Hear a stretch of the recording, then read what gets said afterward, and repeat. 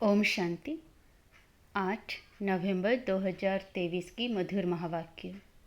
मीठे बच्चे, देह सहित यह सब कुछ खत्म होने वाला है, इसलिए तुम्हें पुरानी दुनिया के समाचार सुनने की दरकार नहीं। तुम बाप और वर्षे को याद करो।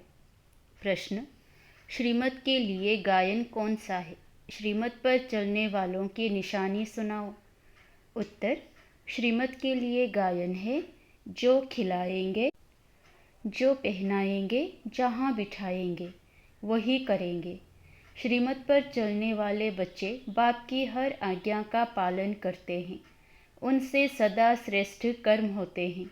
वे कभी श्रीमत में अपनी मनमत मिक्स नहीं करते।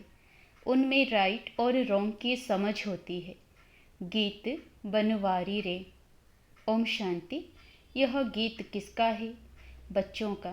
कोई गीत ऐसे भी होते हैं जिसमें बाप बच्चों को समझाते हैं, लेकिन इस गीत में बच्चे कहते हैं कि बाबा, अब तो हम समझ गए। दुनिया को तो पता नहीं कि कैसी यह झूठी दुनिया है, झूठे बंधन हैं, यहाँ सब दुखी हैं। तब तो ईश्वर को याद करते हैं। सतयुग में तो ईश्वर से मिलने की बात ही नहीं है। यहाँ दुख है तब आत्माओं को याद पड़ता है, परंतु ड्रामा अनुसार बाप मिलते ही तब हैं जब स्वयं आते हैं। बाकी और जो भी पुरुषार्थ करते हैं सब व्यर्थ है, क्योंकि ईश्वर को सर्वव्यापी मानते हैं। ईश्वर का रास्ता गलत बताते हैं। अगर कहें कि ईश्वर और उनकी रचना के आदि मध्य अंत को हम नहीं जानते हैं, तो यह बोलना सच है। आगे ऋषि मुनि आदि सच बोलते थे। उस समय रजोगुणी थे। उस समय झूठी दुनिया नहीं कहेंगे। झूठी दुनिया नरक, कलयुग अंत को कहते हैं। संगम पर कहेंगे यह नरक है, वह स्वर्ग है। ऐसे नहीं, द्वापर को नरक कहेंगे। उस समय फिर भी रजो प्रधान बुद्धि है, अभी है तमो प्रधान, तो हेल और हेविन संगम पर लिखेंगे। आज हेल है, कल हेविन होगा। यह भी बाप आकर समझाते हैं। दुनिया नहीं जानती कि इस समय कलयुग का अंत है। सब अपना अपना हिसाब किताब चुकते कर अंत में सतो प्रधान बनते हैं। फिर सतो रजो तमो में आना ही है।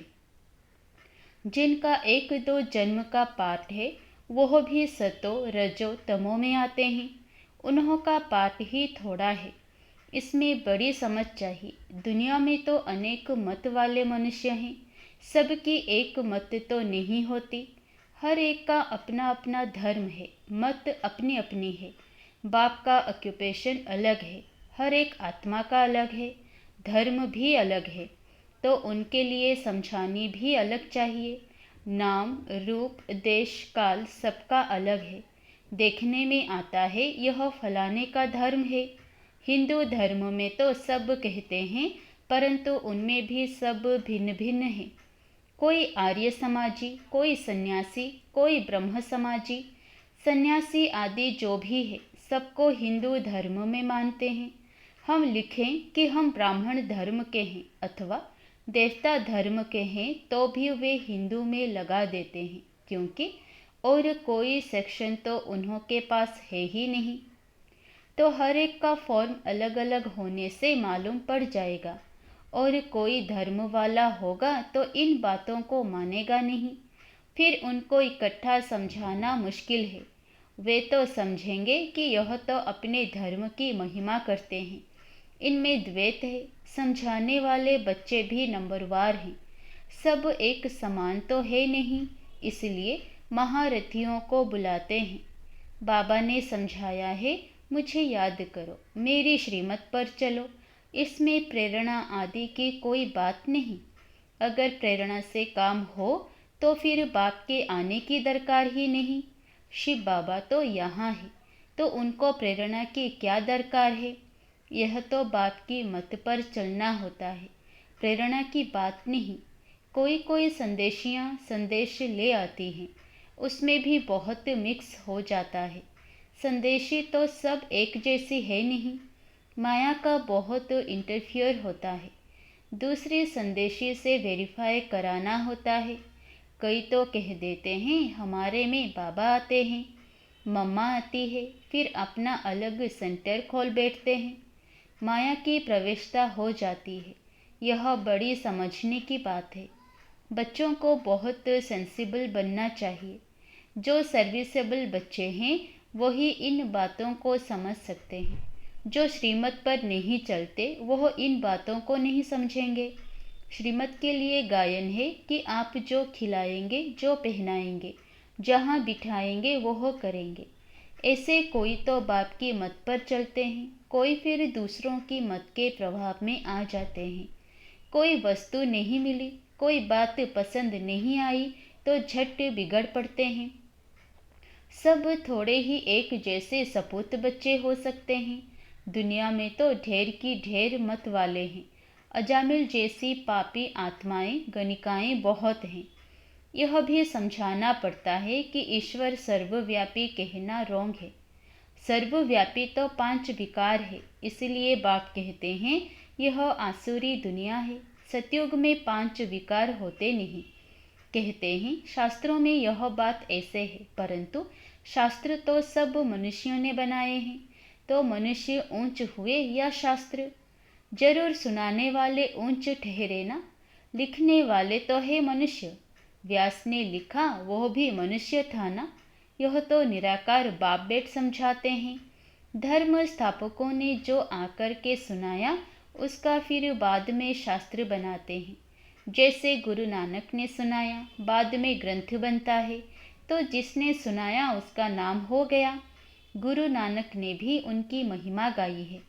सबका बाप वह एक है। बाप कहते हैं जाकर धर्म स्थापन करो। यह बेहद का बाप कहते हैं मुझे तो कोई भेजने वाला नहीं। शिव बाबा खुद बेट समझाते हैं, वह है मैसेज ले आने वाले। मुझे कोई भेजने वाला नहीं। मुझे मैसेंजर व पैगंबर नहीं कहेंगे।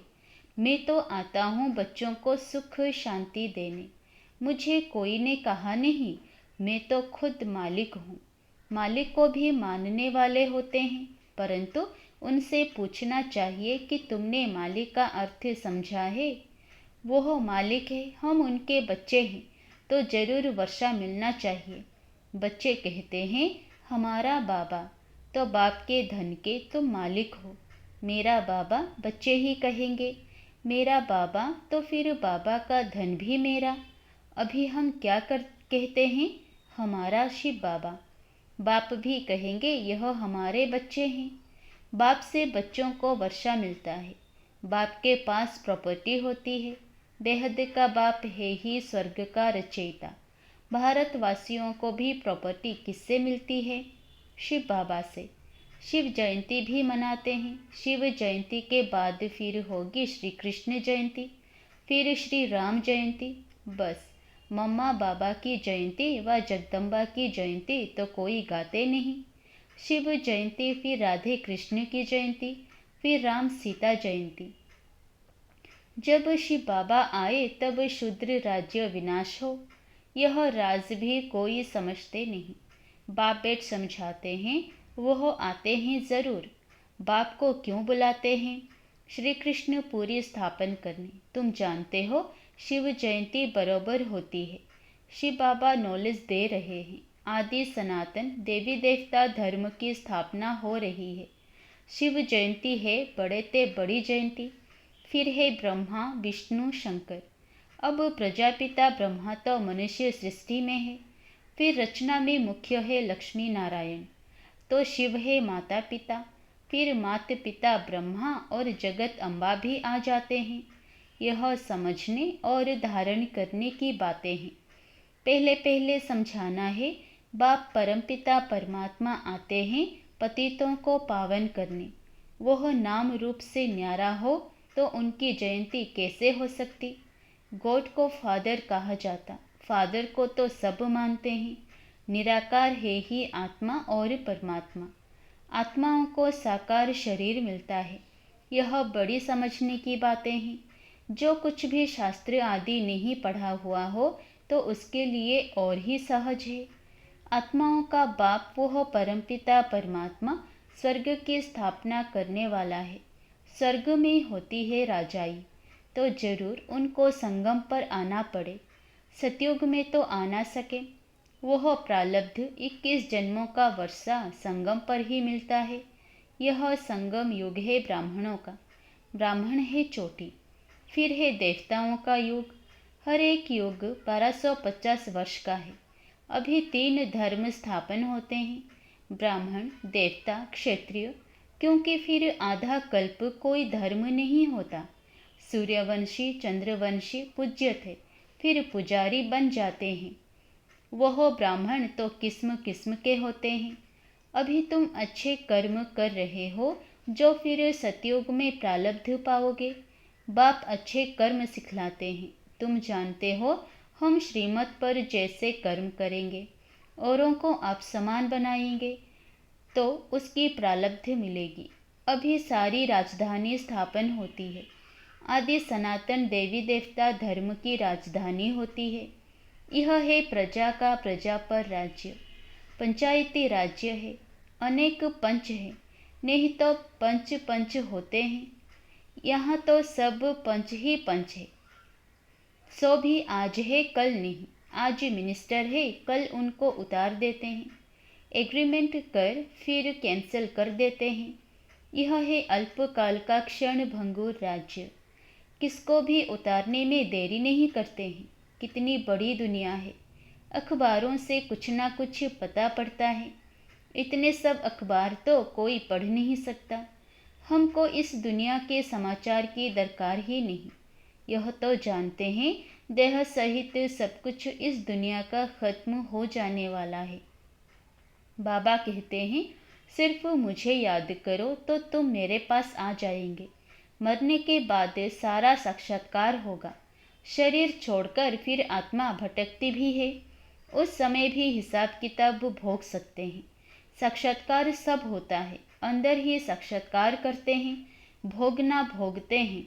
बहुत पछताते हैं कि हमने नाहक ऐसा किया। पश्चाताप होता है ना। कोई जेल बर्ड होते हैं, वह कहते हैं जेल में खाना तो मिलेगा, मतलब खाना खाने से काम है। इज्जत की परवाह नहीं करते। तुमको तो कोई तकलीफ नहीं। बाप है तो बाप की श्रीमत पर चलना है। ऐसे भी नहीं किसी को दुख देंगे। वह तो है ही सुखदाता। आज्ञाकारी बच्चे तो कहेंगे, बाबा जो आप डायरेक्शन देंगे तुम ही से बैठूं। यह शिव बाबा के लिए गाया हुआ है। भागीरथ अथवा नंदीगण भी मशहूर है। लिखा हुआ है ना, माताओं के सिर पर कलश रखा, तो वह फिर गौ दिखाते हैं। क्या क्या बातें बना दी है। इस दुनिया में कोई एवर हेल्दी हो नहीं सकता। अनेक प्रकार के रोग है, वहाँ कोई रोग नहीं है। न कभी अकाले मृत्यु होती है। समय पर साक्षात्कार होता है। बूढ़ों को तो खुशी होती है। बूढ़े जब होते हैं तो खुशी से शरीर छोड़ते हैं। साक्षात्कार होता है कि हम जाकर बच्चा बनूंगा। अभी तुम जवानों को भी इतनी खुशी है कि हम शरीर छोड़ जाकर प्रिंस बनेंगे। बच्चे हो व जवान हो, मरना तो सबको है ना। तो सबको यह नशा रहना चाहिए कि हम जाकर प्रिंस बनेंगे। जरूर जब सर्विस करो तब तो बनो। खुशी होनी चाहिए।